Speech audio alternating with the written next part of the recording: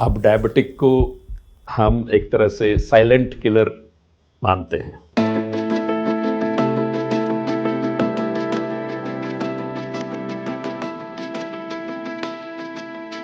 तो artificial sugar is not the reason but may be the part of the treatments.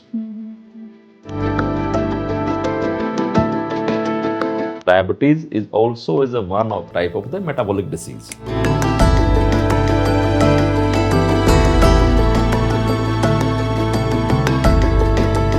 Body is not like a game. ये button दबाया तो अब ये होगा, ये बटन दबाया तो ये होगा. It has a mechanism to balance itself. नमस्कार, roots, threads and reflections podcast के 19th एपिसोड के फर्स्ट पार्ट में हमने डॉक्टर कुमार के साथ बात की लाइफस्टाइल डिसऑर्डर्स के बारे में। और हम बात कर ही रहे थे, मुझे लगा 30 मिनट हो गए होंगे, 35 मिनट हो गए होंगे, लेकिन 1 घंटा हो गया था। तो फिर ये सेकंड पार्ट में हम फिर से आपके सामने बात करेंगे डॉक्टर कुमार से लाइफस्टाइल डिसऑर्डर्स के बारे में। तो चलिए शुरू करते हैं। Enjoy the show. नमस्ते डॉक्टर। नमस्कार मोहन, कैसे हैं आप? I'm well dear. Thank you for inviting me again. ये तो जस्ट फॉर्मेलिटी है, हमें Yes. वो एपिसोड स्विच करना पड़ा 20 सेकंड Yeah, में। I do understand. Yes sir, तो हम शुरू करते हैं। लास्ट पार्ट में हमने बात की कैसे स्लीप, सर्केडियन रिदम, हम फूड कितना खाते, कैसे खाते, कब खाते, ये सब बातें, ये सब एस्पेक्ट्स जो है हमारे डेली रूटीन के, हमारे दिनचर्या के या लाइफस्टाइल के, ये कैसे रोल प्ले करते हैं लाइफस्टाइल डिसऑर्डर्स में। इस पार्ट में हम एक्चुअल जो डिसऑर्डर्स हैं उनके बारे में बात करेंगे। सबसे पहले शुरू करते हैं शुगर। आप हमें बताइए कि शुगर है क्या, क्या डिसीज़, मतलब उसका क्या टेक्निकल, साइंटिफिक, क्या सभी ये बताइए।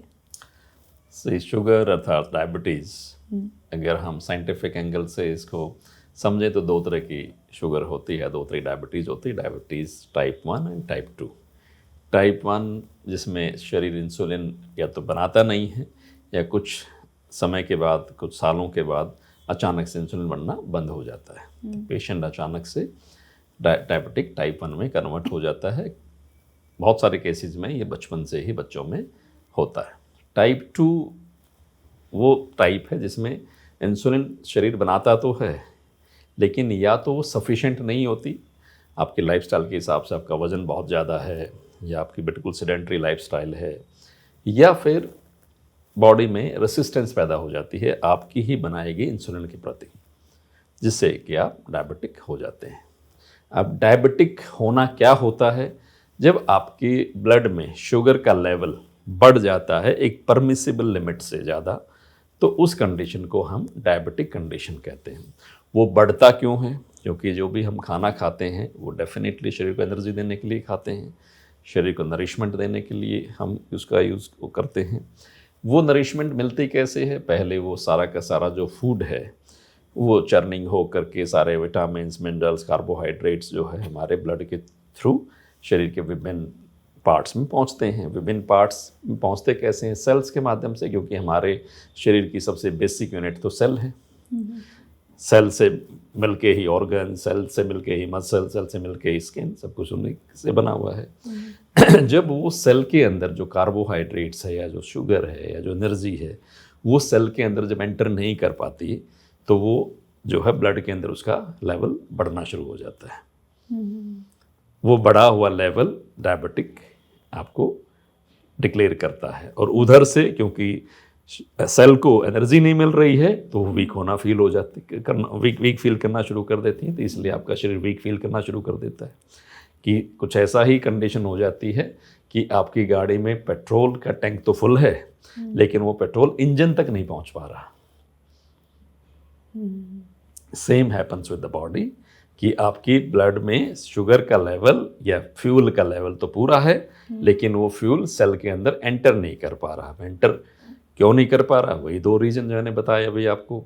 रीज़न नंबर 1, या तो वो इंसुलिन क्या है? इंसुलिन एक तरह से आपकी सेल का गेट खोलने का काम करता है, जो चौकीदार का एक तरह से हम कह ले काम कर रहा है।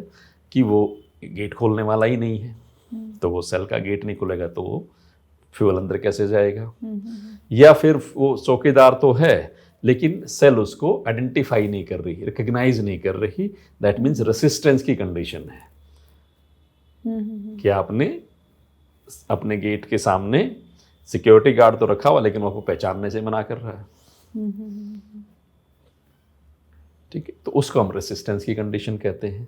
तो दोनों ही कंडीशंस में फ्री जो ग्लूकोज है उसका लेवल बढ़ता चला जाता है और हम डायबिटिक हो जाते हैं। अब डायबिटिक को हम एक तरह से साइलेंट किलर मानते हैं क्योंकि इसके बहुत जल्दी से सिम्टम्स आते नहीं हैं। हल्के फुल्के सिम्टम्स आते हैं तो लोग उसको इग्नोर करते रहते हैं, और जब ग्लूकोज का लेवल एक लेवल से बढ़ता चला जाता है तो वो ग्लूकोज शरीर को बाहर भी निकालना है।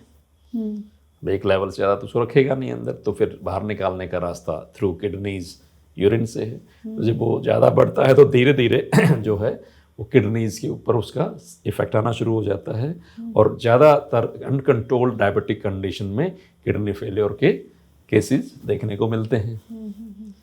या फिर जब ज़्यादा शुगर लेवल आपका राइज रहता है तो आपका वेट गेन होना भी हो सकता है, शुरू हो जाए।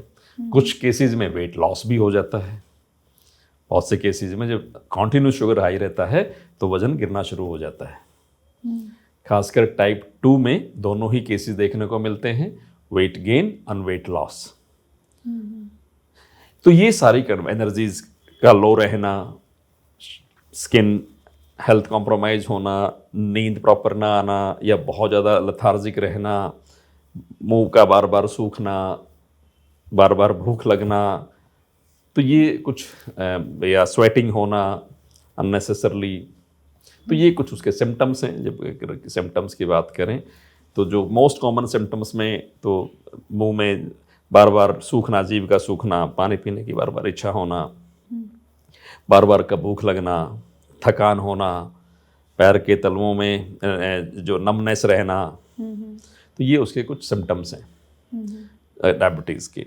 जब हम इसको आयुर्वेद की भाषा में जब इसकी बात करते हैं तो वहाँ थोड़ा सा उसको और ज़्यादा डिटेल में डिफाइन किया गया। वहाँ पर हम 8-10 तरह की डायबिटीज़ की बात करते हैं, उसमें फिर वही प्रकृति के हिसाब से। अच्छा, डायबिटीज़ प्रकृति के हिसाब से भी रहता है? डेफिनेटली प्रकृति के हिसाब से कि किस तरह की डायबिटिक होगी, क्या रीजन्स होंगे, उसका फिर ट्रीटमेंट किस तरह से होगा, कितनी तरह की डायबिटीज़ ऐसी हैं जिसका इलाज लाइफस्टाइल से संभव है, कितनी तरह की डायबिटीज़ हैं जिसका इलाज लाइफस्टाइल के साथ साथ मेडिसिन्स की भी जिसमें ज़रूरत पड़ेगी। अच्छा, ये जो डायबिटीज़ के बारे में बात कर रहे हैं हम, जो शुगर बढ़ जाती है ब्लड में, इसके बारे में, या इंसुलिन रेजिस्टेंस, ये जो आपने जो भी बातें बताई डायबिटीज़ के बारे में, इसका क्या एक ही रीज़न है कि हम जो रिफाइंड शुगर है वो खाते हैं, या और भी कोई कारण है? इसमें मैंने बताया कि डायरेक्ट शुगर इनटेक का शुगर होने से डायरेक्ट कोई संबंध नहीं है। ठीक है, अगर आप शुगर खाते हैं और आप उस शुगर का इस्तेमाल करते हैं, शुगर का इस्तेमाल 2 तरीके से हो सकता है। शुगर आपकी एनर्जी में कन्वर्ट हुई, ग्लूकोज में गई, ग्लूकोज ब्लड में गया, उस ग्लूकोज को आपकी सेल्स ने इस्तेमाल कर लिया। मतलब आपने फिजिकल एक्सरसाइज, सेल का इस्तेमाल 2 तरीके से करती है सेल उसका। एक तो आपको जो एनर्जी चाहिए रिक्वायर्ड आपकी एक्टिविटीज़ के लिए, फिजिकल एक्टिविटीज़ के लिए, एक्सरसाइजेज के लिए, रोज़मर्रा के कामों के लिए, वो एनर्जी आपको दे दी। उसके अलावा फिर भी आपको और ज़्यादा आपकी कंजप्शन ज़्यादा है और आपका आउटपुट नहीं है तो बॉडी उसको फैट के फॉर्म में डेवलप करना शुरू कर देती है। फैट के तौर पर उसको बॉडी का जो अल्टीमेट स्टोरेज पार्ट है जिसको वो फैट है।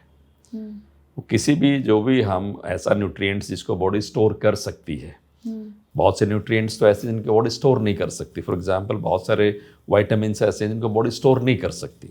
वो डेली बेसिस पे चाहिए, ज़्यादा खा लिए तो बाहर निकल जाएंगे, कम खा लिए तो डेफिशिएंसी हो जाएगी। जैसे विटामिन डी, बहुत सारे हैं विटामिन जो खासकर जो वाटर सॉल्युबल हैं विटामिन्स हैं, विटामिन बी और सी, इनको बॉडी स्टोर नहीं करती है।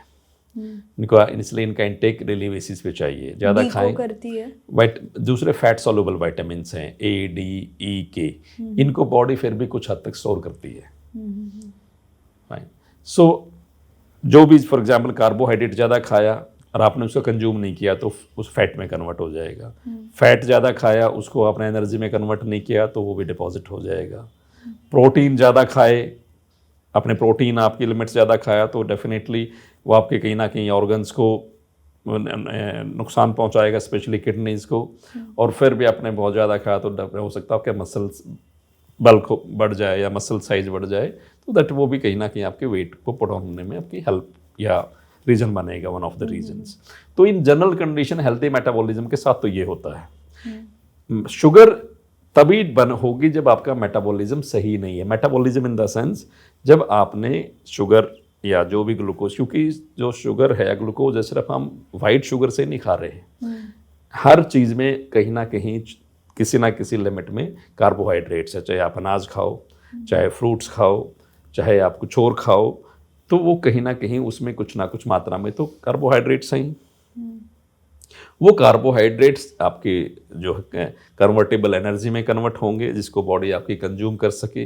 वो कंज्यूम करने की कंडीशन अगर नहीं है, वही फिर बात वही आती है, या तो आपकी सेल तक वो पहुंच नहीं रहा, या पहुंच रहा है तो सेल उसको एक्सेप्ट नहीं कर रही। या तो इंसुलिन नहीं है, या इंसुलिन कम है, या इंसुलिन है लेकिन रेसिस्टेंस है। बिल्कुल ही नहीं है तो टाइप 1 हो गया, है कम है तो टाइप 2 है कम है या सफिशिएंट है लेकिन रेसिस्टेंस है तो भी टाइप 2 है। तो इन कंडीशंस में आपकी बॉडी को वो फ्यूल मिल नहीं पाता है, तो उसकी बर्निंग या उसका कंजम्पशन नहीं हो पाता है। दैट मींस इनपुट तो है लेकिन आउटपुट नहीं है। फ्यूल तो है लेकिन इंजन में नहीं पहुंच रहा, तो इंजन स्टार्ट भी नहीं हो रहा। सो बॉडी धीरे धीरे वीक होती चली जाती है। शुगर के पेशेंट आपने देखा होगा ना, तो धीरे धीरे वीक होते चले जाते हैं अगर कंट्रोल ना हो तो, क्योंकि शरीर को तो एनर्जी मिल नहीं रही, आप खा तो रहे हो लगातार। तो उस केस में फिर दो ही चीजें कही जाती हैं कि आप आर्टिफिशियल शुगर का कंजम्पशन छोड़ दीजिए। वो प्रिकॉशन है, that is not reason, that is precaution, और that is may be the part of treatment. क्योंकि आर्टिफिशियल शुगर को बॉडी को एक्सेप्ट करने में और ज़्यादा प्रॉब्लम होती है जब वो नेचुरल शुगर को एक्सेप्ट नहीं कर। नेचुरल शुगर कहाँ से मिल रही है? फ्रूट से आपको, अनाज से आपको, दालों से आपको, हर वो सोर्स है जो नेचुरल सोर्स आप खा रहे हो। तो आर्टिफिशियल शुगर ना लेने की सलाह तब दी जाती है, दो वैसे भी आर्टिफिशियल शुगर ना खाने की और कई सारी वजह हैं, सिर्फ only diabetes is not the reason, but still तो artificial sugar is not the reason but may be the part of the treatments.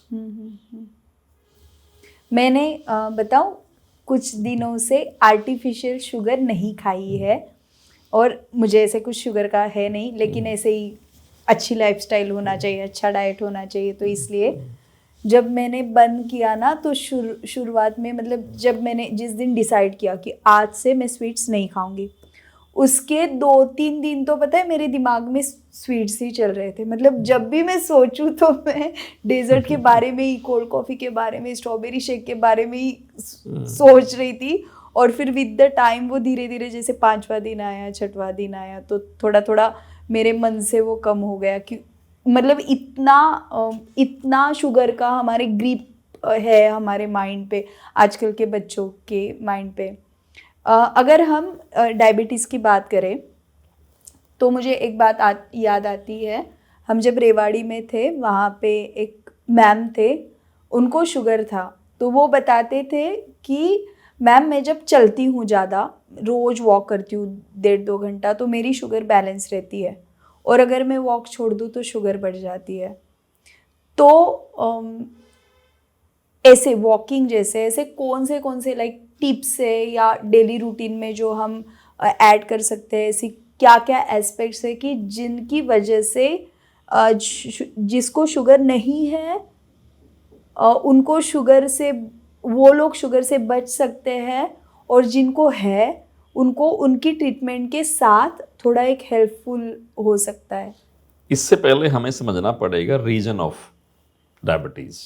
अभी जो हमने डिस्कस किया वो था कि डायबिटीज़ का टेक्निकल एस्पेक्ट्स क्या, कैसे होता है, लेकिन इसके रीजंस क्या क्या है। अच्छा, तो क्या जिसका स्टिमुलेटर्स क्या हैं, रीजन अलग होगा तो उसका ट्रीटमेंट भी अलग होगा। अच्छा, जब रीजंस की बात करते हैं, क्योंकि डायबिटीज़ को भी एक लाइफस्टाइल डिसऑर्डर मानते हैं डेफिनेटली, और लाइफस्टाइल डिसऑर्डर के साथ साथ एक साइकोसोमेटिक डिसऑर्डर भी है। साइकोसोमेटिक डिसऑर्डर मनोशारीरिक, फाइन, क्योंकि diabetes is not just physical, इसके बहुत सारे रीजन्स हैं। ये जेनेटिक ट्रेट्स हो सकती है आपकी, ये आपका लाइफस्टाइल डिसऑर्डर हो सकता है। लाइफस्टाइल डिसऑर्डर मीन्स आपका इनपुट आउटपुट में इम्बैलेंस, कि खाते बहुत हैं और जल बर्न कम करते हैं, मतलब एक्टिविटीज़ हैं नहीं और इनपुट बहुत है। तीसरा साइकोसोमेटिक, साइकोसोमेटिक में स्ट्रेस, फियर, एक बॉडी में एक इंटरेस्टिंग एक मैकेनिज्म है हमारा जिसको हम सर्वाइवल इंस्टिंक्ट कहते हैं। वो हर हमारे शरीर में कुदरत ने दिया हुआ एक सॉफ्टवेयर है, काम करता है, जो कि बॉडी सर्वाइव करने के लिए, जिंदा रहने के लिए लास्ट मोमेंट तक एफर्ट करती है। तो इसमें एक सिचुएशन होती है जब भी कोई फियर होता है हमारे सामने, जिसको हम फ्लाइट या फाइट कंडीशंस मानते हैं। ये भी दो तरह की कंडीशन है, एक रियल और एक आर्टिफिशियल। रियल कंडीशन मीन्स हम गली में जा रहे हैं और किसी डॉग ने हमें देखा और भौंकर हमारे पीछे लग गया, हम भी दौड़ने की पूरी कोशिश करते हैं, बेशक चाहे हम थके हुए हों।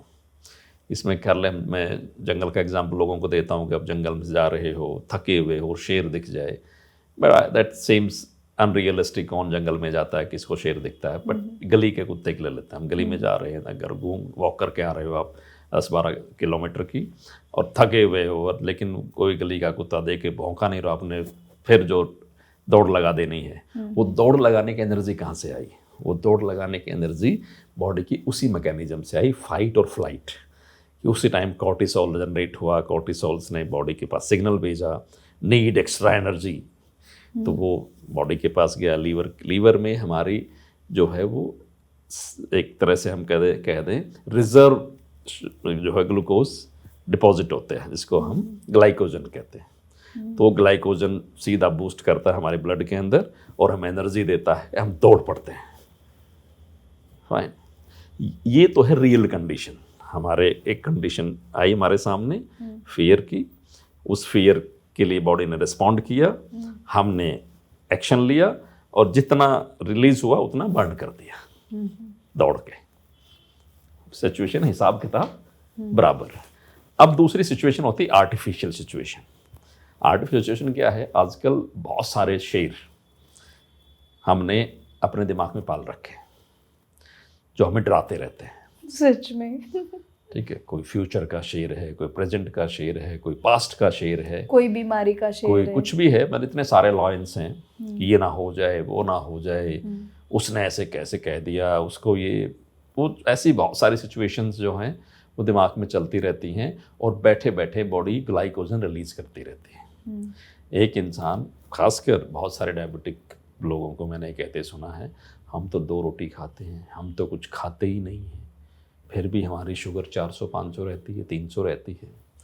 तो उनके अंदर ये शेर बैठे हैं, ग्लाइकोजन रिलीज होता रहता है, बैठे बैठे बैठे शुगर बढ़ जाती है। अच्छा, ठीक है। और ये प्रैक्टिकल, बहुत साइंटिफिक इस पे प्रैक्टिकल्स हुए हैं। आप अभी किसी पेशेंट का टेस्ट करो, कुछ मत खिलाओ, डरने की कंडीशन पैदा कर दो, थोड़ी देर बाद sugar will shoot up. Fine, तो ये है हम आर्टिफिशियल कंडीशन, आर्टिफिशियल एक कंडीशन पैदा, तो इसको हम कहते हैं साइकोसोमेटिक। इसमें शरीर का बेचारा कोई रोल था नहीं, उसने तो कुछ खाया भी नहीं, कुछ किया भी नहीं, बैठे बैठे डायबिटिक या बैठे बैठे शुगर लेवल बढ़ गया।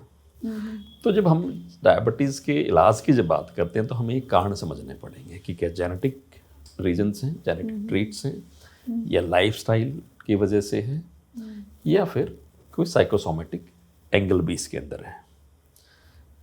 साइकोसोमेटिक एंगल को लोग जल्दी से एक्सेप्ट नहीं करते हैं। किसी से पूछो तो जल्दी से डेफिनेटली ना, तो डॉक्टर अक्सर पूछते हैं इस चीज़ को, और पूछते हैं तो ना पेशेंट जल्दी से ओपन अप होता है। फाइन, कोई किसी को रिलेशनशिप में के फियर्स हैं, किसी को कुछ हैं, किसी को कुछ हैं, तो अलग किसी के अपने अपने लेवल के फियर्स हैं। तो उन फियर्स को जब तक आप अपने या तो अपने लेवल पे निकालिए, मेडिटेशन कीजिए, योग कीजिए। योग मेडिटेशन का ज़्यादा रोल क्यों निकल के आ रहा है डायबिटीज़ को लेकर के, क्यों ज़्यादा इफ़ेक्टिवनेस बढ़ रही है? आपके करंट ट्रीटमेंट के साथ अगर आप योग मेडिटेशन करते हैं, आपका करंट ट्रीटमेंट अगर आपकी डायबिटीज़ को कंट्रोल नहीं कर पा रहा तो आप योग मेडिटेशन जोड़ दीजिए, same treatment will able to control your diabetes. अगर आपका, और 90% केसेस में ये साइकोसोमेटिक है। कई बार ये साइकोसोमेटिक रीजन की वजह से होता है, कई बार होने के बाद फिर साइकोसोमेटिक हो जाता है, फिर डरना शुरू हो जाते हैं, मुझे तो शुगर हो गई, अब क्या होगा, मेरी तो उम्र क्या है, अरे फलाने का तो हाथ कट गया था, फलाने का तो पैर कट गया था शुगर की वजह से, अरे उसकी तो किडनी फेल हो गई थी। फिर स्टोरीज भी, फिर क्योंकि आस पड़ोस के लोग भी फिर वही केसेस आपको छांट छांट के बताते हैं जो एक्सेप्शनली, हर किसी की किडनी फेल नहीं होती। हर 8वां इंडियन डायबिटिक है आज के दिन ऑन रिकॉर्ड, चाहे उसको पता है चाहे उसको नहीं पता है, चाहे वो डायग्नोस्ड चाहे अनडायग्नोस्ड है, फाइन, चाहे वो ट्रीटमेंट ले रहा है चाहे नहीं ले रहा है, बट कितनों की किडनियाँ फेल होगी, कितनों के हाथ पैर कट गए, नहीं ना। तो हर किसी का नहीं, बट फिर भी जब आदमी बीमार होता है तो एक्सट्रीम सोचता है, ठीक है। तो वो एक्सट्रीम सोच के किसी भी वजह से डायबिटीज़ हुई, चाहे वो जेनेटिक रीजन से, चाहे वो खान पान की वजह से, और फिर उसके अंदर एक ये फियर एंगल और आ गया, फिर उसके अंदर एक टॉप, वो कहते हैं सोने पे सुहागा हो गया, फाइन। तो ये सब सारे एंगल जब इकट्ठे हो जाते हैं तो फिर डेफिनेटली एक कोई ट्रीटमेंट कारगर नहीं हो सकता, क्योंकि कोई एक ट्रीटमेंट कारगर होता तो डायबिटीज़ के प्रोटोकॉल बन चुके होते। अभी तक डायबिटीज का कोई प्रोटोकॉल नहीं बना है, कोई एक मेडिसिन नहीं है, चाहे हम एलोपैथी की बात करें चाहे हम आयुर्वेदा की भी बात करें, कि जिसके खाने से चलो ये दवाई है, इसके खाने से आपकी ठीक हो जाएगी या मैनेज रहेगी। नो, डायबिटीज़ के लोग बेसिक मेटफॉर्मिन से शुरू करते हैं और फिर जनरेशन फर्स्ट, जनरेशन सेकंड, और फिर कॉम्बिनेशंस तक पहुंच जाते हैं, फिर इंसुलिन पे भी आ जाते हैं कईयों की, तो फिर भी कंट्रोल नहीं होती। सो इसका इलाज अगर सही मायने में देखा जाए, आपको तीनों चीज़ों पे काम करना पड़ेगा। आपको डेफिनेटली अपने लाइफस्टाइल को भी इम्प्रूव करना है, आपकी इनपुट आउटपुट थ्योरी पे भी काम करना है। जो आपने बताया कि मैम वॉक करती हैं, दैट मीन्स वो अपने आउटपुट को मैनेज कर रही हैं, इनपुट को मैनेज कर रही हैं। आप सिर्फ इनपुट को मैनेज करेंगे, आउटपुट को मैनेज नहीं करेंगे, तब भी इम्बैलेंस है। आपने खान पान तो सुधार लिया, लेकिन आउटपुट आपका फिर भी ज़ीरो है।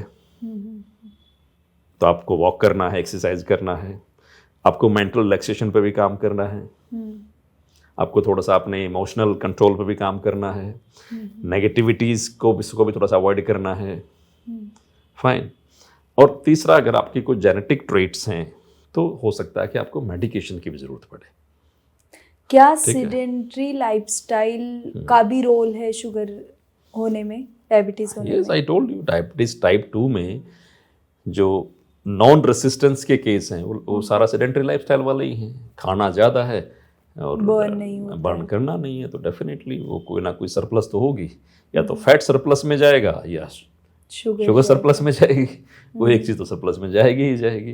ऐसा नहीं कि हर इंसान को डायबिटीज़ हो जाती है, हर मोटा इंसान डायबिटिक नहीं है, हर मोटा इंसान डायबिटिक नहीं है लेकिन डायबिटीज़ होने के चांसेस सबसे ज़्यादा उसी को हैं। जैसे अभी आपने बताया कि रीजन अलग होगा तो ट्रीटमेंट भी अलग होगी शुगर की। हाँ, कॉम्बिनेशन चेंज हो जाएंगे। देखिए, मैंने बताया लाइफस्टाइल चेंज मीन्स आपका इनपुट आउटपुट, आपका मेंटल रिलैक्सेशन, चाहे वो योग से करो, मेडिटेशन से करो, अपनी हॉबी प्रैक्टिसेस करके करो, और थर्ड वन इज मेडिकेशन। ये तीन, कई लोगों को तीनों चीजें लगती हैं एज अ ट्रीटमेंट, कई लोगों को एक चीज से काम, जो प्री डायबिटिक हैं, अभी शुरुआत के हैं, वो अपना थोड़ा लाइफस्टाइल ठीक कर लें, खान पान इनपुट आउटपुट ठीक करेंगे, दवाइयों में जाने की जरूरत नहीं है। जिनकी थोड़ी सी लगता है कि नहीं बहुत ज़्यादा ऊपर नीचे हो रही, थोड़ा सा मेंटल रिलैक्सेशन पे और काम कर लें, योग मेडिटेशन और ऐड कर लें, हो जाएगी बात। जिनको लगता है कि नहीं इससे नहीं बने, थोड़ा सा फिर भी थोड़ा हल्का फुल्का आयुर्वेद ऐड कर लें, आयुर्वेद ऐड करने के बाद लगता नहीं बन पाते तो थोड़ी साथ में एलोपैथी भी ऐड कर लें, but ultimately it has to be managed. सिर्फ ये आजकल डायबिटीज़ को लेकर के फॉक स्टोरीज बहुत हैं, हर कोई क्लेम करता है डायबिटीज़ को ठीक करने का, हर कोई। हाँ, अब तो बोलते हैं डायबिटीज़ रिवर्स भी होता है, कोर्सेस होते हैं। वो मैंने बताया ना, ये सारी चीज़ें सिर्फ उन्हीं लोगों पे लागू हैं, या तो जो प्री डायबिटिक हैं, ठीक है, अभी जिनका HbA1c 6 क्रॉस करना शुरू किया है, 7 से नीचे है, 7 के आसपास है, आप अपनी डाइट को मैनेज करके, अपने डाइट के टाइम्स को मैनेज करके, कॉम्बिनेशंस को मैनेज करके अपने आप को मेडिसिन से बचा सकते हैं। आप उसको रिवर्सल लगा लो, उसको आप डाइट मैनेजमेंट लगा लो, ठीक है। रिवर्सल नाम की कोई चीज़ नहीं है, मैं इसको फेक समझता हूँ। रिवर्सल तो क्या होता है, आप रिवर्सल क्या है, फॉर एग्जाम्पल मैं डायबिटिक नहीं हूँ, मैं मीठा भी खाता हूँ, सब कुछ करता हूँ, मन करे तो तला हुआ भी खा लूँ, कुछ भी खा लूँ, चलो मेरा अपना हेल्थ कॉन्शियसनेस अलग है, मैं नहीं खाता बट मैं खा सकता हूँ, बट कल को मैं डायबिटिक हो जाऊँ, ठीक। और फिर कोई मुझे कहे कि मैंने महीने में आप डाइट ठीक कर लिया और अब आपकी डायबिटीज रिवर्स हो गई है, you go back to your old schedule, तो मैं रिवर्स मानूं। कोई मुझे कहे नहीं कि अब यही डाइट आपको खानी है, तो मैनेजमेंट है वो डाइट से मैनेजमेंट है, उधर से मुझे मेडिसिन से मैनेजमेंट करना था, बट ये उसने फर्क आ जाता है कि मेडिसिन से मैनेजमेंट ना करके डाइट से मैनेजमेंट आ गया। तो once you are diabetic, you are diabetic, फिर आप सिर्फ मैनेज कर सकते हैं, या तो आप उसको डाइट से मैनेज करें, लाइफस्टाइल से मैनेज करें, या मेडिसिन से मैनेज करें। You have to manage it. आपने जैसे मैनेजमेंट बिगाड़ा नहीं, ये वापस आ जाएगी। शुगर के लिए ऐसे कुछ टिप्स है क्या कि अगर जो हम अपनाएं, जैसे कि मैम वॉक करते हैं, वैसे वॉक या और कुछ डेली रूटीन में ऐसे कुछ ऐड करेंगे तो शुगर से बच जाएंगे? देखिए 2-3 चीज़ें हैं, कुछ तो कॉमन है, लोगों को पता है, वॉक करना चाहिए, सबके लिए अच्छा है, फिजिकल एक्सरसाइजेज करने चाहिए, थोड़ा सा मेंटल रिलैक्सेशन, जो मैंने अभी बताया, जो साइकोसोमेटिक चीज़ें हैं, कोई फियर आपके ऊपर हावी है या कोई और नेगेटिव इमोशंस हैं, उनको क्लियर आउट करने के लिए, बैलेंस करने के लिए यू शुड मेडिटेट और you can do any such practices. इसके अलावा डाइट में को लेकर के एक चीज़ मैं ज़रूर बताना चाहूँगा कि हर डाइट का एक एक GI वैल्यू होता है, जिसको हम ग्लाइसेमिक इंडेक्स कहते हैं। ग्लाइसेमिक इंडेक्स एक वैल्यू होती है जो ये बताती है किसी भी फूड के अंदर से जो एनर्जी या जो ग्लूकोज रिलीज होता है उसकी स्पीड कितनी है, इंस्टेंट रिलीज होगा कि धीरे धीरे रिलीज होगा। जिसका इंस्टेंट रिलीज होगा उसका GI वैल्यू हाई होगा, जिसका धीरे धीरे रिलीज होगा उसका GI वैल्यू कम होगा। हर फूड का इंडेक्स, GI इंडेक्स जो है वो 0 to 100 के बीच में होता है। तो जो डायबिटिक हैं या डायबिटिक होने का जिनको चांसेस है, या जिनको लगता है कि मेरा जो फैमिली ट्री है या जेनेटिक जो ट्री है उसमें जो है डायबिटिक प्रॉम्प्ट है या प्रोमिनेंट है या कॉमन है, तो उन लोगों को अगर प्रिकॉशंस लेने तो उनको लो GI के जो है वो फूड इनटेक करना चाहिए। हर फूड का GI इंडेक्स या GI वैल्यू गूगल से आराम से वो चेक कर सकते हैं, किसी भी फूड को डाल करके। For example GI value of guava, GI value of bread, GI value of wheat. तो जिनका भी GI वैल्यू 50 से ऊपर जा रहा, जितना ज़्यादा जा रहा, उनको उतना ही अवॉइड करने की ज़रूरत है। जिनका 100 के करीब जितना जा रहा है उनको उतना ही ज़्यादा अवॉइड करने की ज़रूरत है। नॉर्मल पर्सन ने भी, जो हेल्दी है उसने भी, नॉर्मल में भी, specially who want to lose weight, who wants to take precautions on diabetes, और people who are pre-diabetic and people even who are diabetic। तो जितना लो GI वैल्यू का फूड लेंगे उतना ही उनका जो शुगर का फ्लक्चुएशंस हैं, खासकर उन पेशेंट में जो डायबिटिक ऑलरेडी, उनके तो फ्लक्चुएशंस में कमी आएगी कि उनका ऐसा नहीं कि कभी तो बहुत हाई फिर नीचे लो एकदम। तो जितना, फॉर एग्जांपल गुआवा का GI इंडेक्स अराउंड 28-30 है, जो guava is the safest fruit for diabetic people. Bread का चेक करेंगे तो इट इज 85। अच्छा, मतलब ये आप बात करें वो जो शुगर स्पाइक होता है, शुगर एकदम से लो होता है, ये तो उनके लिए तो ये हेल्प करेगा उनके स्पाइक्स को मैनेज करने में, जो ऑलरेडी डायबिटिक हैं। मतलब जो स्पाइक हो रहा है वो ग्रेजुअल होना चाहिए? ग्रेजुअल नहीं, वो बहुत ज़्यादा स्पाइक होना ही नहीं चाहिए। अच्छा, it should be like bar, for example. खासकर स्पाइक्स जो है वो नाइट में ज़्यादातर देखे गए हैं, नाइट में कभी बढ़ जाएगा या मॉर्निंग लो मिलेगा या मॉर्निंग फास्टिंग एकदम हाई हो जाना। तो अगर आपके डिनर में इस तरह का कोई फूड लिया है जिसका GI इंडेक्स ज़्यादा हाई है, खासकर आप ब्रेड खा के सो गए, ठीक है, या इस तरह का कोई गेहूं की चीज़, गेहूं की रोटी या गेहूं का दलिया खा के सो गए, तो कोशिश हो सकता है कि आपके स्पाइक्स ज़्यादा हों। या आप लो GI वैल्यू की चीज़ें खा के सो गए, मिलेट्स में GI वैल्यू कम है, तो मिलेट्स वगैरह अगर खा के सोगे तो आपके स्पाइक्स कम मिलेंगे। अगर आप प्री डायबिटिक हैं तो आपने लो GI वैल्यू की फूड स्टफ्स खाए हैं तो it will help you out कि आप डायबिटिक नहीं होंगे। तीसरा इम्पॉर्टेंट चीज़ है टाइमिंग्स ऑफ फूड, जो कि जैसे भी हमने सर्कैडियन रिदम पे बात की थी।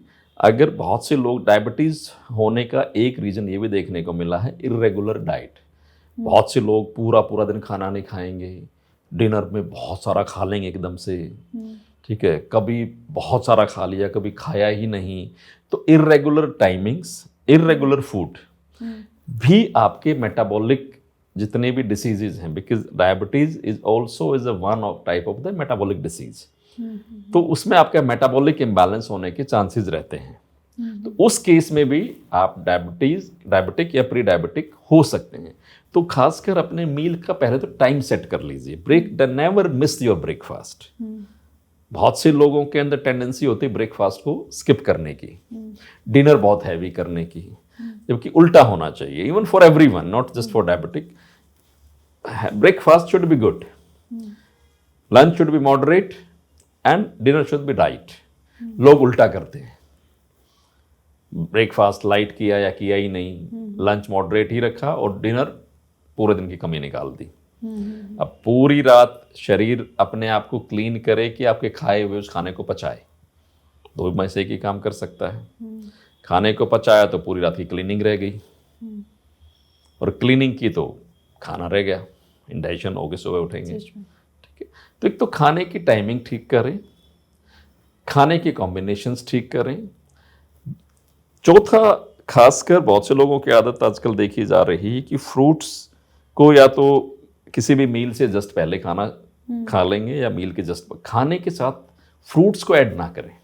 खाने के साथ आप वेजिटेबल सैलेड ले सकते हैं, साथ में ले सकते हैं, पहले ले सकते हैं। आप ओबीज हैं, क्रेविंग ज़्यादा होती है खाने की, तो आप पहले सैलेड खा लें, सो दैट थोड़ा सा फिलिंग हो जाए। उसके बाद जो है खाना कम खाना पड़े, रोटी वगैरह की या चावल वगैरह की ज़्यादा आपको ज़रूरत ना पड़े, फाइन। तो आप फ्रूट्स को अलग से खाइए। फ्रूट्स को आप स्नैक्स टाइम पे खा सकते हैं, शाम के। और ऐसे भी है ना कि जिन फ्रूट्स में शुगर ज़्यादा है, लाइक केला, चीकू, ये खाली पेट ना खाए। अगर खाली पेट खाएंगे तो ज़्यादा केला वैसे भी खाली पेट खाने वाला फ्रूट्स नहीं है, अवॉइड किया था, क्योंकि खासकर पित्त वालों के लिए आजकल एसिडिटी मोस्ट कॉमन प्रॉब्लम है लोगों की। तो पित्त वालों के लिए खाली पेट केला इज़ नॉट गुड। खासकर जिनका कोलेस्ट्रॉल बढ़ा हुआ रहता है, केला उनको खाली पेट कभी नहीं खाना चाहिए।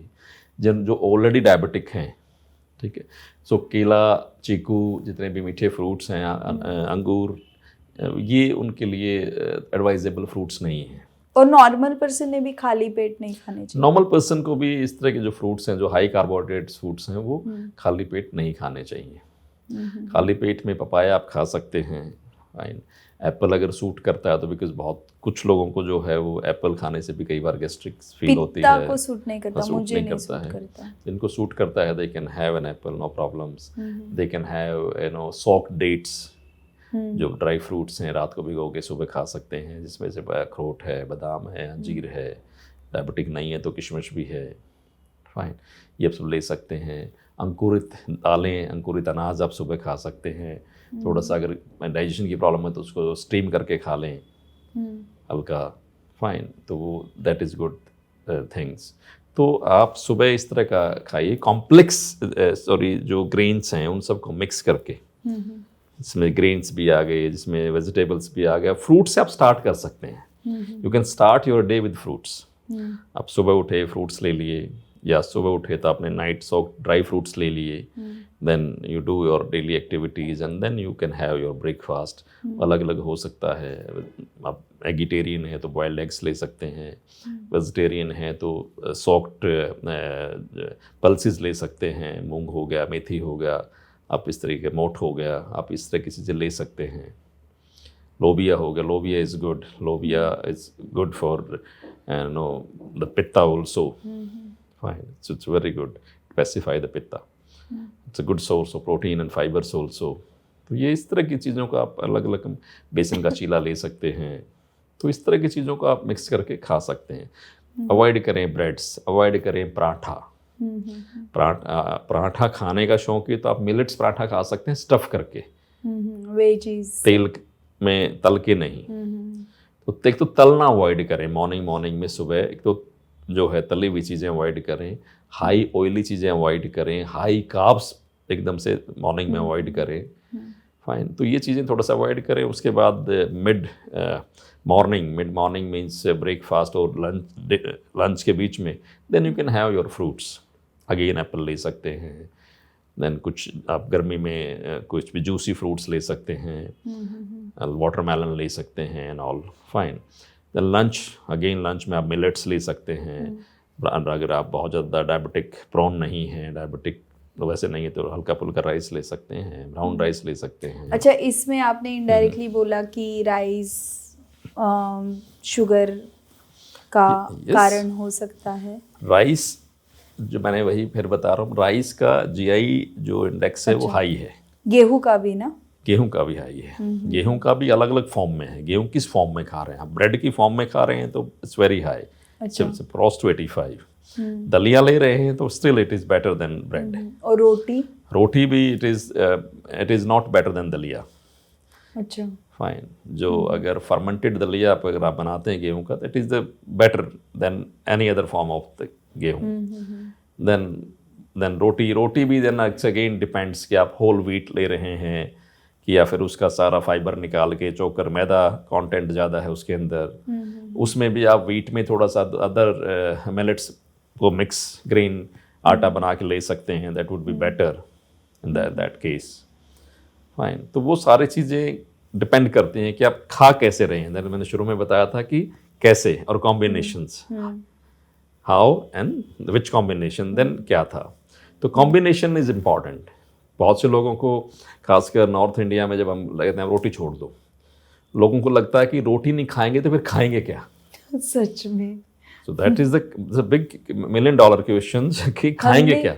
हमने अभी मिलेट हम खा रहे हैं 1 साल से, गेहूं की रोटी नहीं बनाते। लोगों को ऐसे दया आती है हम पे, ये क्या खाते, कितना मतलब इनकी हमारी दीदी हंस रही है, उनको भी दया आती है हम पे।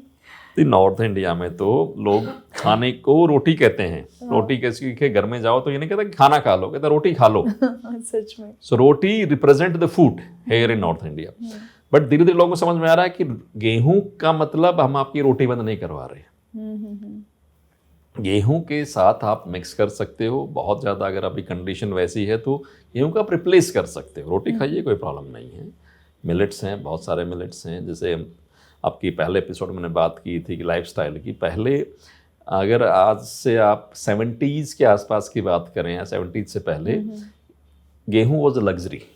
सच में बताते हैं, जब गेस्ट आते थे तभी गेहूं की रोटी बनती। अदरवाइज तो मैक्सिमम जो इसको आज हम मिलेट्स कह रहे हैं, मोटा अनाज कह रहे हैं, ये उस टाइम का रेगुलर फूड था। सच में। जवार, बाजरा, खासकर in middle India, jawar was in Maharashtra, Gujarat, jawar, in this side Rajasthan, bajra, and in Karnataka and all, then ragi. These were the food. Fine, they used to eat it. Regular food थे, कोई वो ऐसा नहीं कि उनको कोई awareness थे, बस ये रेगुलर फूड थे। सो लेकिन धीरे धीरे जब हरित क्रांति आई, गेहूं का डेवलपमेंट बढ़ा, ये सब पीछे चले गए, इनको डिस्कार्ड कर दिया गया, क्योंकि लोगों को लगता था कि मजबूरी में खा रहे थे हम। एंड गेहूं बिकेम द प्राइम। हमारे पॉडकास्ट पे एक गेस्ट आए थे, पलक, जो मिलेट के बारे में बोली थी।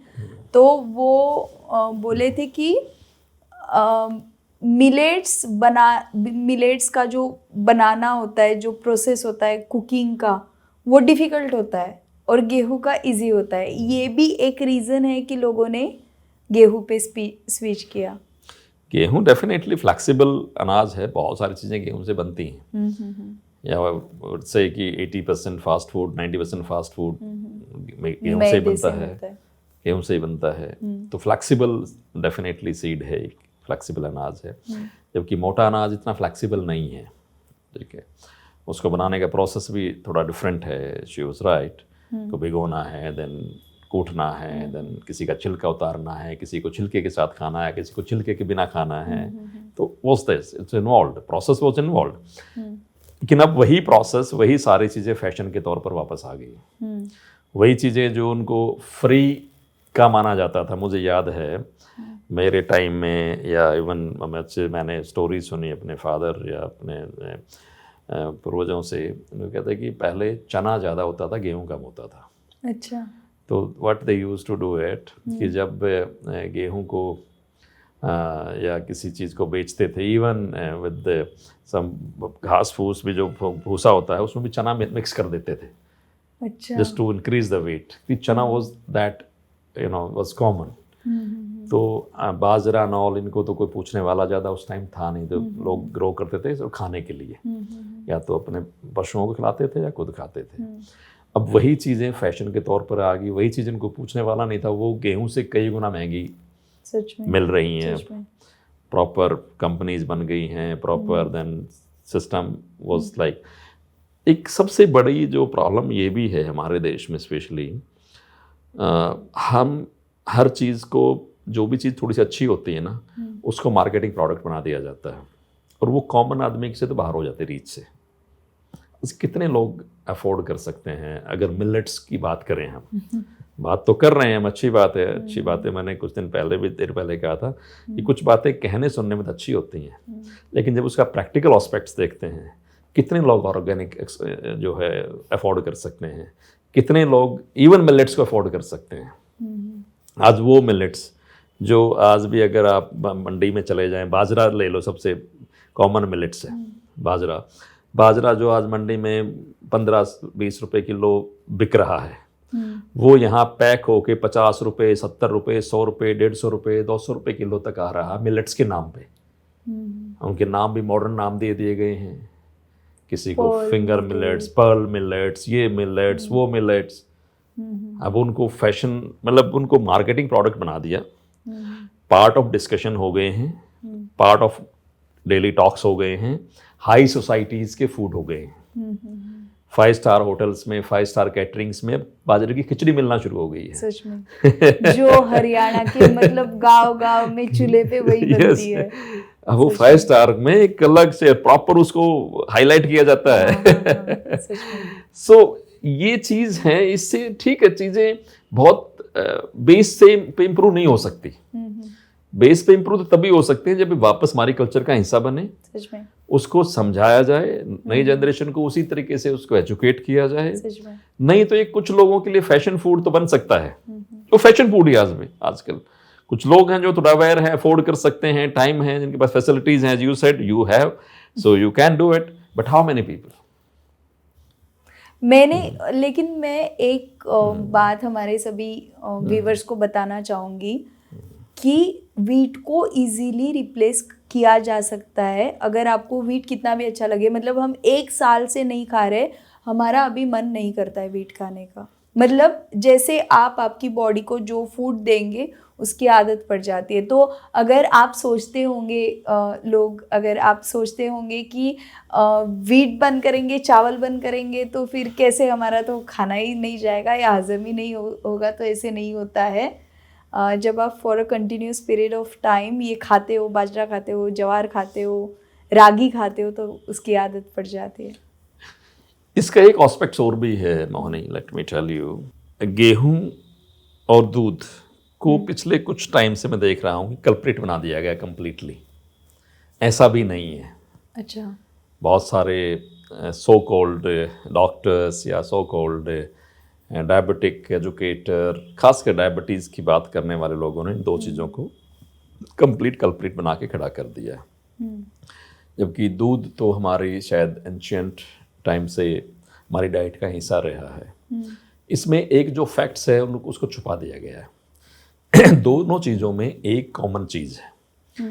जब हम गेहूं की बात करते हैं तो ग्लूटेन की बात करते हैं साथ में, और जब दूध की बात करते हैं तो हम लैक्टोज की बात करते हैं। ये दो फैक्टर्स ऐसे हैं, लैक्टोज और ग्लूटेन, इनको डाइजेस्ट करने के लिए you should do a physical work.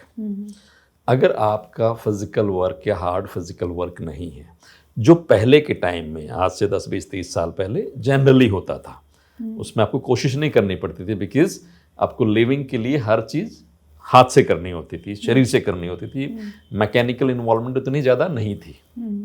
घर में औरतें हैं तो कपड़े धोने के लिए लगा लें, बर्तन धोने के लिए लगा लें, या इवन सम टाइम बैक तो आटा पीसने के लिए लगा लें। ये कॉमन प्रैक्टिसेस थी, उनकी पार्ट ऑफ लाइफ थी।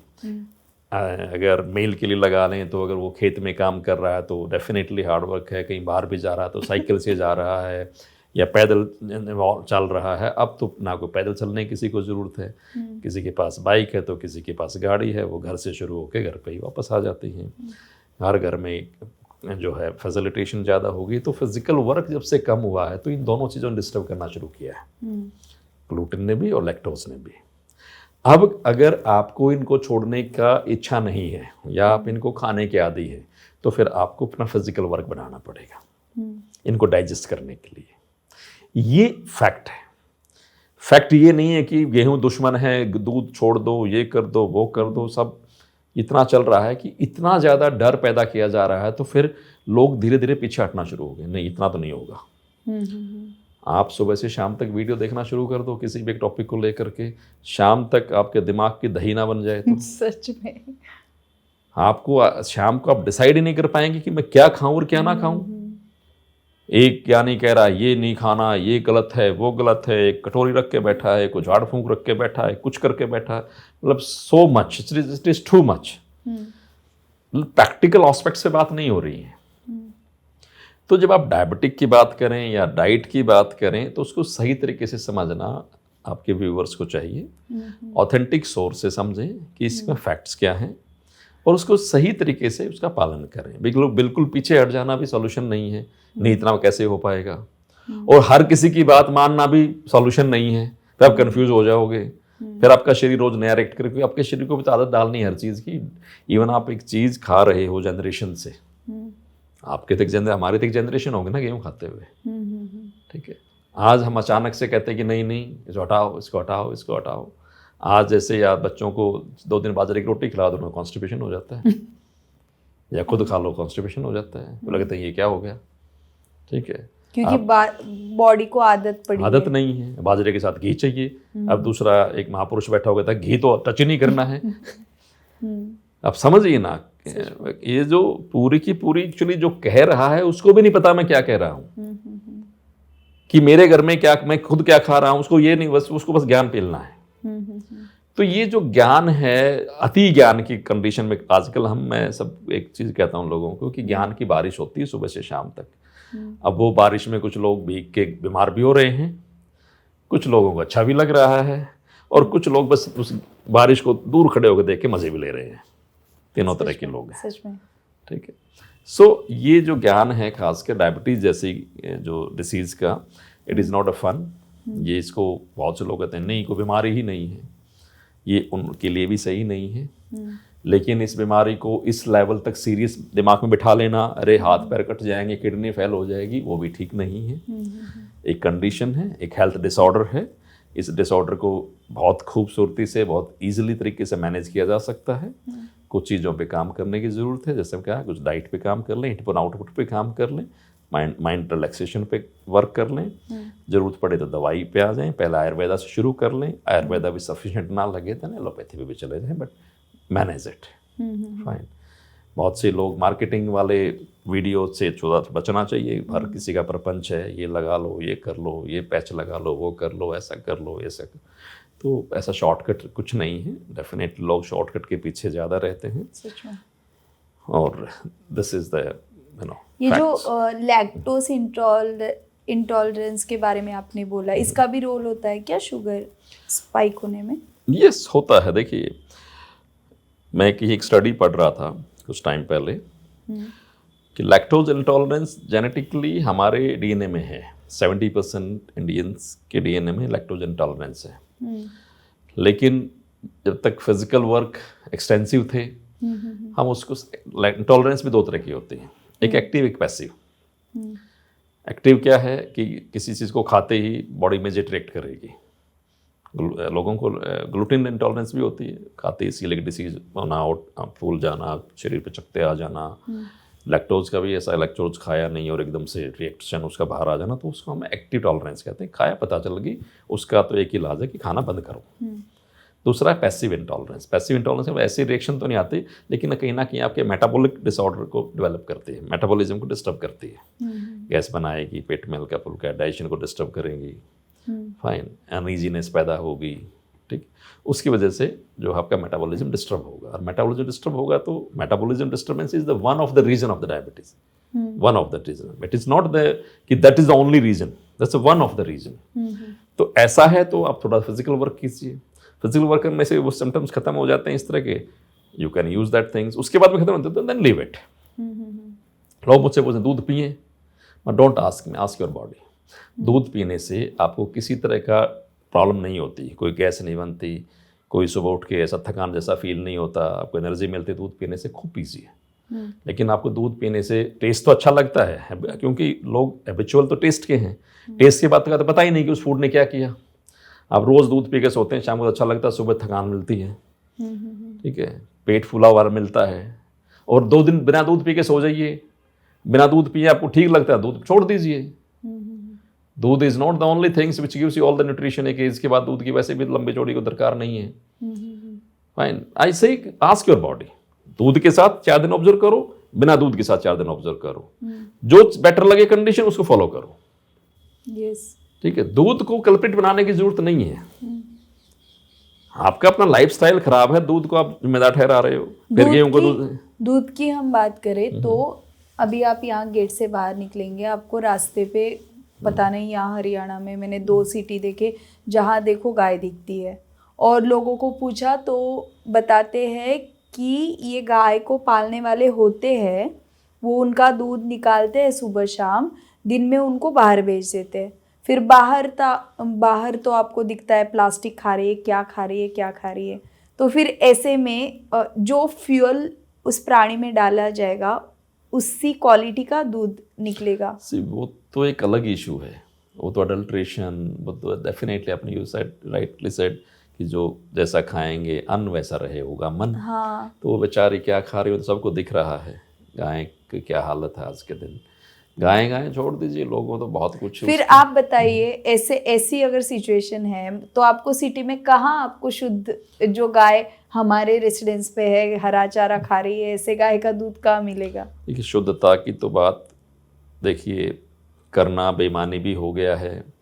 शुद्धता से तो ऊपर बात आ गई है। कहते हैं कि अब ये तो कोई ना कोई किसी टाइम पे लगता है ह्यूमन डीएनए में ही कोई चेंज होगा कि हम ह्यूमन से सुपर ह्यूमन बन जाएंगे अगर हम खासकर इन इस तरह के पॉल्यूशन में। अब देखिए ना, पिछले महीने 1000-1100 पहुंच गया था AQI, 400-500 को तो हमने नॉर्मल मानना शुरू कर दिया है हमारी बॉडी ने। तो कुछ ना कुछ चेंजेस तो हमारे शरीर में भी हो ही रहे हैं जो शायद अभी नहीं पता चल रहे हैं।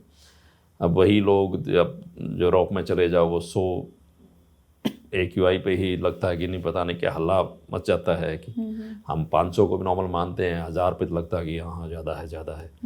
तो वो तो एक अडल्ट्रेशन तो हर लेवल पे हो गई है, चाहे फ्रूट्स लगा लो, सब्जियां लगा लो, अनाज लगा लो, दूध लगा लो। और अडल्ट्रेशन सिर्फ इस लेवल की अडल्ट्रेशन नहीं है दूध में। जब हम बात करते हैं कि चलो जी गाय अच्छा खाना नहीं खा रही, अडल्ट्रेशन इस लेवल की कि 100% आर्टिफिशियल मिल्क बन रहे हैं। हाँ, केमिकल बेस्ड 100% आर्टिफिशियल पनीर बन रहा है। एंड आयरनी इज दिस, लोग उसको खरीद रहे हैं। क्यों? जबकि पता है, खरीदने वाले को पता मैं नकली खरीद रहा हूं। क्यों पता है? क्योंकि हर किसी को पता है कि 1 किलो दूध से 250 ग्राम से ज्यादा पनीर नहीं निकल सकता। अगर मैं 1 किलो पनीर खरीदूंगा तो 4 किलो दूध लगेगा। आज के दिन 70-80 रुपए किलो दूध है, तो 300-325 रुपए का दूध लगेगा उसमें, और मुझे 250 रुपए का किलो पनीर मिल रहा है, 150-200 रुपए का किलो पनीर मिल रहा है। जब जो चीज 325 रुपए में तो सिर्फ तैयार हो रही है, उसके बाद बनाने वाले का प्रॉफिट भी होगा, बेचने वाले का प्रॉफिट भी होगा, तो वो चीज जो 400-450 रुपए का किलो से कम तो वायबल ही नहीं है बनना, वो 250 में कैसे मिल सकती है? Everybody knows it. मैं सेम कहता हूं कि एटलीस्ट आपके पास लैब तो हर किसी के पास नहीं है कि उतना एजुकेशन या उतना, लेकिन ये कैलकुलेशन तो सिंपल है। सेम मैं तेल के लिए लोगों को बताता हूं कि सरसों का तेल सबको पता है कि 1 लीटर में से 300 ग्राम सरसों का तेल निकलता है। 1 किलो सरसों एक किलो सरसों से अगर आपको 1 लीटर सरसों का तेल चाहिए प्योर, तो 3 किलो तो चाहिए ना। तो आपको 60 रुपए किलो सरसों है, 180 रुपए की सरसों में से 1 किलो सरसों का तेल निकलेगा। उसमें से फिर बोतल का खर्चा, लेबलिंग का खर्चा, बनाने वाले का प्रॉफिट, बेचने वाले का प्रॉफिट, ट्रांसपोर्टेशन, 250-250 रुपए किलो से तो प्योर सरसों का तेल जो बिल्कुल मिनिमल मार्जिन पे सब बेचें तो तब नहीं आएगा। तो आप 110-120 रुपए में सरसों का तेल कैसे खरीद रहे हो और कैसे बेच रहे हो? ऐसे तो बात करने बैठेंगे तो सभी लॉजिक, इसके लॉजिक हैं। तेल की लॉजिक है, let me tell you, and herbals के, चलो हम टॉपिक से तो डाइवर्ट हो रहे हैं, बट ये मैं इसको कहता हूँ कॉस्ट लैब, कि आप कॉस्ट को रिवर्स कैलकुलेट करना शुरू कर दीजिए तो आपको समझ में आ जाएगा कि जो खरीद रहे हो उसमें कुछ ना कुछ घपला है, या तो चीज़ नकली है या खराब है। अब मैं हमारे देश में, अब तो शायद इस गवर्नमेंट ने चेंज किया उसको, अदरवाइज क्या था कि आप 10% एक्चुअल ऑयल मिला करके, फॉर एग्जांपल आप 10% सरसों का तेल आपने पाम ऑयल में मिला दिया, आप उसको मस्टर्ड ऑयल के नाम से बेच सकते हो। डिस्क्लेमर में छोटा सा आपको उसमें देना पड़ेगा, जो कितने लेबल आप पढ़ते हो, गया मैं पढ़ता हूँ जब कुछ प्रोडक्ट खरीदते हैं, कोई लेबल नहीं पढ़ता कि उसके इंग्रेडिएंट पढ़ें, उसका ये पढ़ें वो पढ़ें, कौन पढ़ता है। तो ये हर्बल्स के नाम पे, I was in interview on DD national, तो वहाँ पर एक मैं था, एक कोई हर्बल एक्सपर्ट आए हुए थे, तो ही टोल्ड मी कि वो तो अभी भी पॉलिसी है, there is a policy in India, if you use 1% of herbs in any cosmetic product you can call it herbal, you can call it herbal. अच्छा, और वो हर्बल इतना बड़ा लिखा होता है कि बस जैसे तो ये so this is what it is happening, and ये चीजें इस तरह से ये स्लो पॉइजन की तरह काम कर रही है हमारी सोसाइटी में। देश इतना बड़ा है, पॉपुलेशन इतनी बड़ी है, दूसरे रिवर्स कैलकुलेशन, अगेन हम जब बात करते हैं तो ये भी सोचते हैं कि इतने बड़े देश को शायद हर चीज़ प्योर से सरवाइव कर पाना मुश्किल है, सच में। ठीक है, इसलिए जो लोग सेल्फ अवेयर हैं, खुद का या खुद के परिवार का ध्यान रख सकते हैं, वो सरकार ने भी या कुछ ना कुछ एक सिस्टम बन गया, क्योंकि देखो हम तो अपने लेवल पे सोच रहे हैं, सरकार को तो बड़े लेवल पे सोचना पड़ता है, मैकेनिज्म उसी तरह से चलाने पड़ते हैं, लेकिन अल्टीमेटली ट्रूथ इज दिस कि अगर हेल्दी रहना है तो इंसान को अपनी समझ को डेवलप करना पड़ेगा, अपनी एजुकेशन को थोड़ा सा इम्प्रूव करना पड़ेगा हर चीज़ के लिए, और लॉजिकल सोचना पड़ेगा। सिर्फ किसी चीज़ को इमोशनल होकर भी सोचें हम, या कभी किसी चीज़ को जस्ट लालच के पॉइंट ऑफ से कि रे सस्ता मिल रहा ले लें, वो एक बार का सस्ता तो है, लेकिन वो कितनी बार आपको महंगा पड़ेगा, सॉल्व डिपेंड्स। हमने शुगर के बारे में बात की, सब उसके जो रीजंस है, लाइक जैसे आपने कहा मेंटल हेल्थ से रिलेटेड भी रीजंस है, अगर हम कार्ब्स बर्न नहीं कर पाए ये भी एक बड़ा रीज़न है। जैसे बहुत सारे हमने बात की, बहुत सारे एस्पेक्ट्स पे बात की, उसके ट्रीटमेंट पे बात की। अब मुझे एक पूछना है कि हमारा जो ब्लड पीएच होता है जो आइडियली 7.4 होना चाहिए, तो एक्चुअली इसके बारे में मुझे बात मैं इसलिए कर रही हूँ क्योंकि अब जो मैं डाइट फॉलो कर रही हूँ, वो जो मेरे डाइटिशियन है महाराष्ट्र से है, वो इस पे काम करते हैं। मतलब उनका whole motto of his study और रिसर्च इज कि आपका ब्लड पीएच 7.4 होना चाहिए। तो इसलिए मैं पूछ रही हूँ कि ये ब्लड पीएच जो है वो अगर इम्बैलेंस होता है तो भी क्या शुगर होता है? मतलब ब्लड पीएच का डायबिटीज़ में क्या रोल है?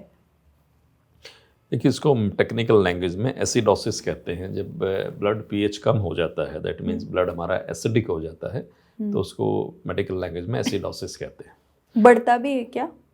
बढ़ता भी है डेफिनेटली, अल्कलाइनोसिस भी होता है। तो एसिडोसिस के केस में खासकर जितनी भी जो हार्मोनल या ट्यूमर से रिलेटेड या एबनॉर्मल सेल ग्रोथ से रिलेटेड जो बीमारियां हैं, इंक्लूडिंग कैंसर्स, उनके होने के चांसेस बढ़ जाते हैं अगर आपकी बॉडी एसिडिक है। अच्छा, ओवरऑल तो कैंसर होने के चांसेस, ट्यूमर होने के चांसेस, हार्मोनल इम्बैलेंसेस होने के चांसेस, एजिंग फास्ट होने के चांसेस, फाइन, एनर्जी लेस होने के चांसेस, ये सब के सब बढ़ जाते हैं। इसके साथ साथ और कौन सी, अगेन आई एम सेइंग कि जो बॉडी का वीकेस्ट पार्ट है ना, सबसे पहले सिम्टम्स वहाँ से आते हैं। वो हर किसी पर्सन में वेरिएबल हो सकता है, ठीक है। तो कोई एक चीज़ को, हाँ, मेडिकल अगर लैंग्वेज में मैं बात करूँ तो एक चीज़ को डायरेक्ट कनेक्ट करना वो लॉजिकल कभी नहीं है कि कोई भी चीज़, फॉर एग्जाम्पल एक चीज़ आप खाएं मे बी वो चीज़ गलत हो और एक चीज़ उसी चीज़ को मैं खाऊं, तो हम दोनों में सिम्टम्स बिल्कुल अलग अलग आ सकते हैं। तो मेरी बॉडी की स्ट्रेंथ, मेरी बॉडी की वीकनेस डिफरेंट है, आपकी बॉडी की स्ट्रेंथ, आपकी बॉडी की वीकनेस डिफरेंट है, बट सिम्टम्स आएंगे, प्रॉब्लम होगी, बीमारी कोई ना कोई जरूर जो है सरफेस होगी। तो ब्लड पीएच को 7.4 को रखना डेफिनेटली इट्स इम्पॉर्टेंट।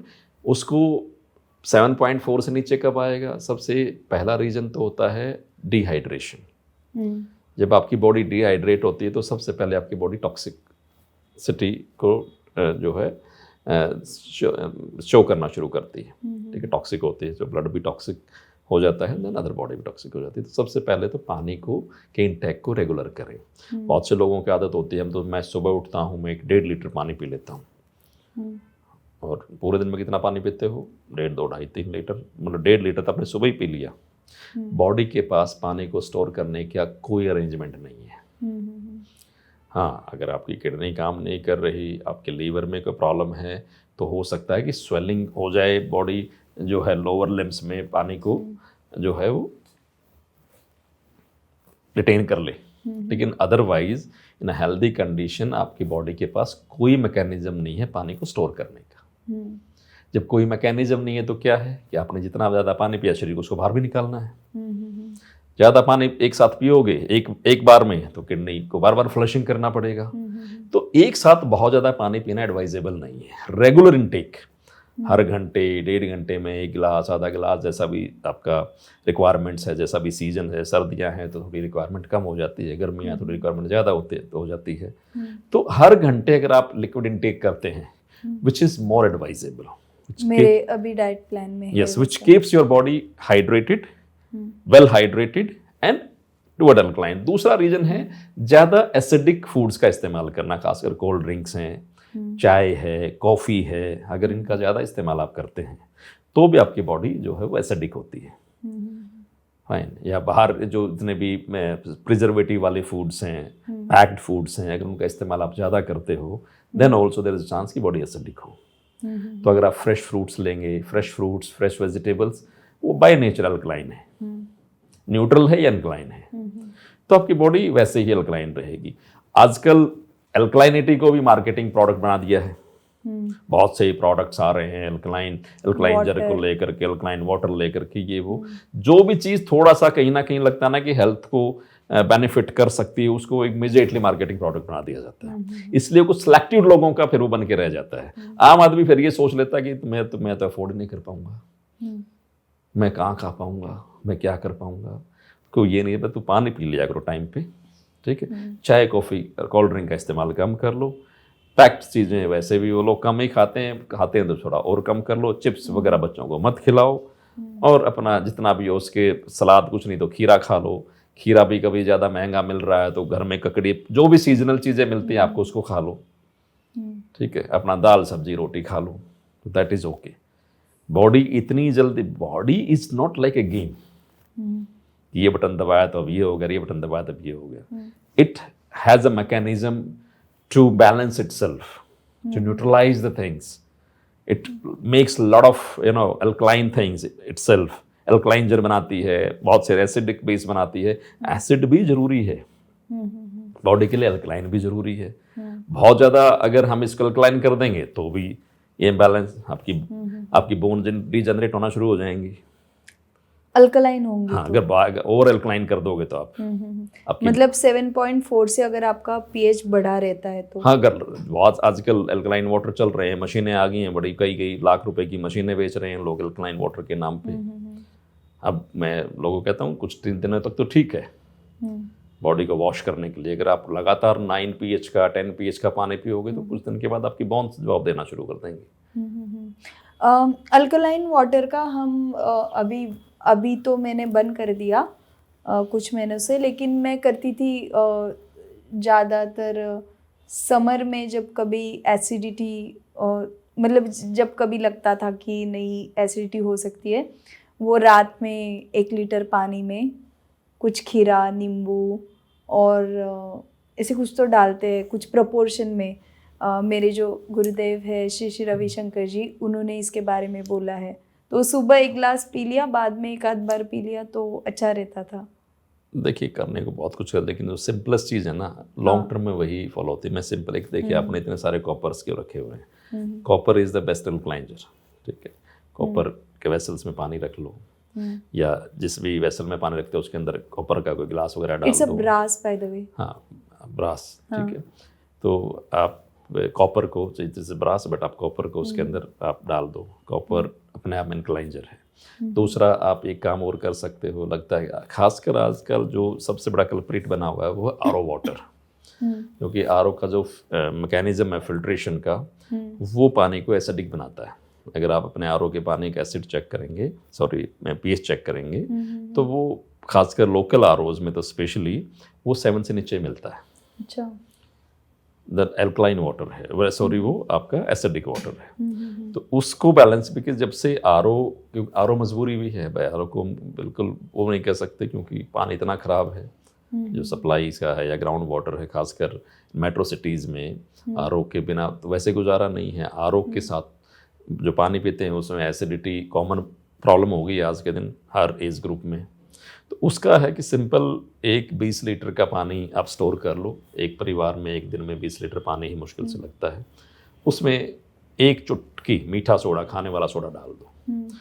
तो अगर आपका पीएच 6.5 भी है तो वो 7+ उसको कर देगा, क्योंकि मीठा सोडा, खाने वाले सोडे का पीएच बहुत हाई होता है, वो अराउंड 20 फाइन, मतलब मोर देन 15 to 20 के करीब।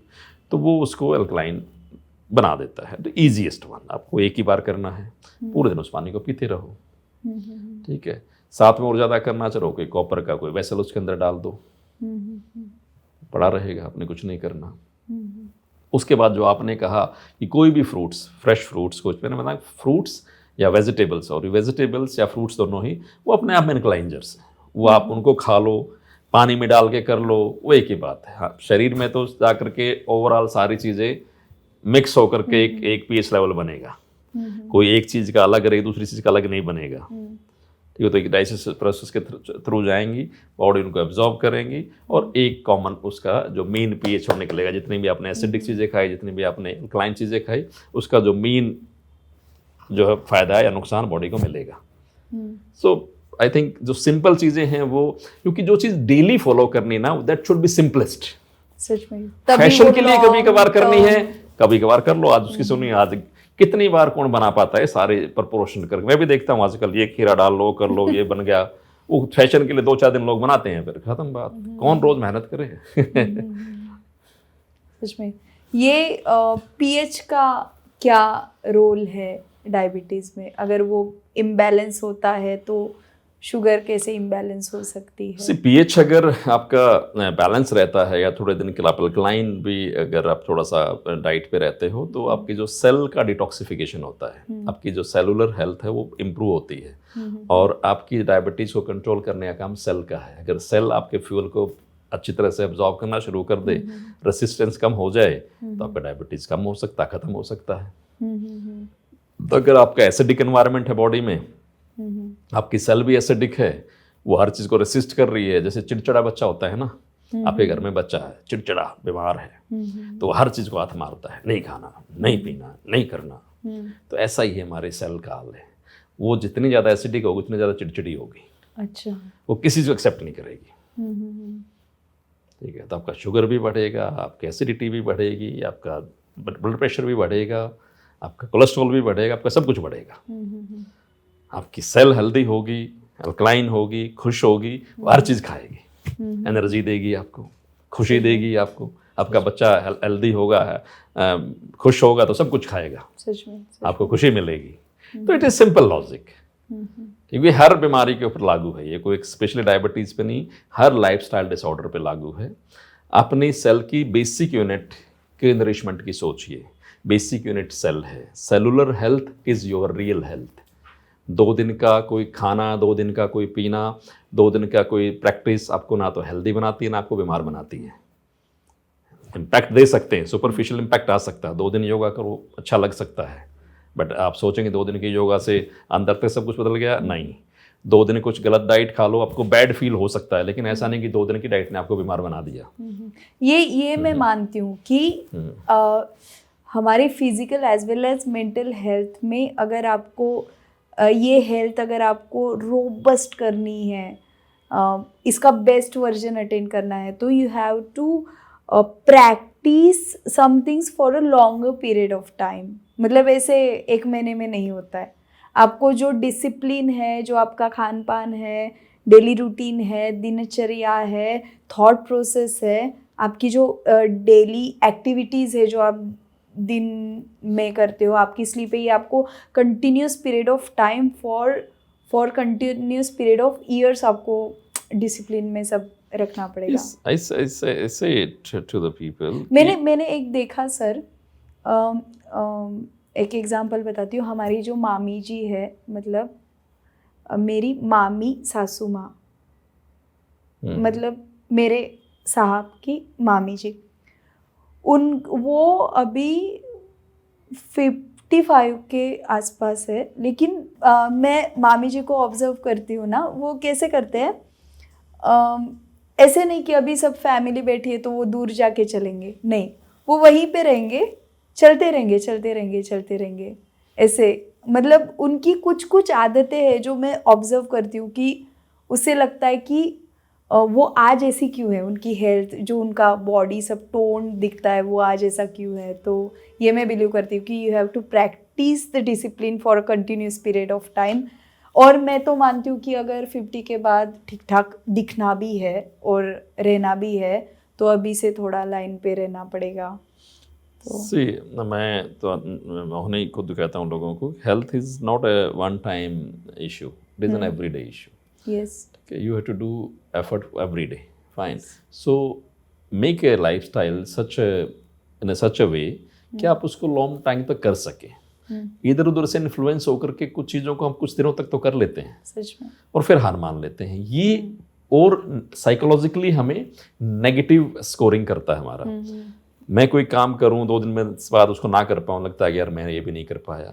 तो एक कहीं ना कहीं सेल्फ डिफीट वाली जो फीलिंग है ना, वो आती है। तो बेटर है कि कोई लाइफस्टाइल ऐसा अपने लिए डिज़ाइन करें जो आपकी वर्किंग स्टाइल में, आपकी फैमिली कंडीशंस में, आपकी सोशल कंडीशन में फिट भी हो जाए और आपकी हेल्थ को बेनिफिट भी करे। That is the only way. Otherwise तो ये जो इन्फ्लुएंसर थिंग्स हैं, 1-2 दिन काम करती हैं और ये बाद में नुकसान ही करके जाती हैं। और कुछ चीज़ें हैं, कुछ डिसिप्लिन है जो हमें शुरू करके हमें थोड़ा अवेयर रह के उनको फॉलो भी करना चाहिए। फिर ऐसे नहीं चलेगा, शुरू कर रहे बंद कर रहे, फिर हमसे होता नहीं जी, फिर छोड़ दिया, ये भी नहीं चलेगा। यस सर, हमने इस एपिसोड में शुगर के बारे में बात की, 1 घंटा खत्म हो गया क्योंकि ये विषय है ही ऐसा जिस पे मतलब रोज़मर्रा की ज़िंदगी का पार्ट बन चुका है ये लाइफस्टाइल डिसऑर्डर्स। सो है भी ऐसा बोलने जैसा। तो हम अभी सर इस एपिसोड को, इस पार्ट को, 19th एपिसोड के सेकंड पार्ट को भी हम विराम देते हैं। हम इसके नेक्स्ट पार्ट में बात करेंगे, बीपी हो गया, बीपी की गोली होती है आजकल के अंकल्स को, मेरे अंकल्स या पापा के एज के जो लोग हैं सबको, मोस्टली लोगों को होती है। हार्ट हिस्ट्री होती है, हार्ट डिसीज़ की, तो हम उसके बारे में सर बात करेंगे। थैंक यू सो मच, आप हमारे एपिसोड पे आए। Thank you dear, thank you so much, thank you.